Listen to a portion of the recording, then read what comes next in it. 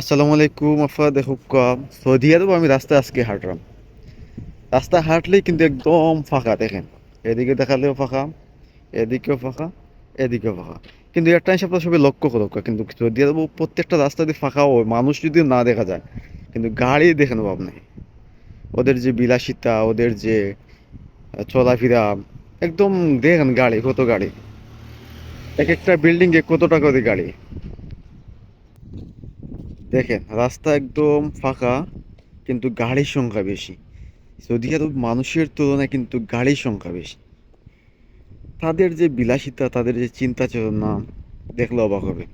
আর রাস্তায় সৌদি আরব দেখলে পাবেন আপনারা যে সব বাঙালি কাজ করে, এই যে রাস্তা ঝাড়ু উঠতেছে, ক্লিনের কাজ করতেছে, ভালো একটা কাজে কিন্তু আমাদের বাংলাদেশি মানুষ নাই। এটা পাওয়া যায় না, এটা খুবই কষ্ট। আমরা বাংলাদেশি খুবই অদক্ষ মানুষ সৌদি আরবে আসে, কোনো কাজ জানে না, কিছু জানে না, সৌদি আরব চলে আসে। আসার পর কী করে, ক্লিনের কাজ করে, রাস্তা ঝাড়ু দিয়ে, এইটা হচ্ছে আমাদের বাঙালির কাজ। অন্যান্য দেশের আমি অনেক মানুষ দেখলাম, ইন্ডিয়া, পাকিস্তান ও ইয়ামেন, বিভিন্ন দেশ থেকে লোক আসে, তাদের ভালো ভালো কাজ করতে, কিন্তু আমরা বাঙালি শুধু এই রাস্তা ঝাড়ু দেওয়া কাজ এগুলোই করি।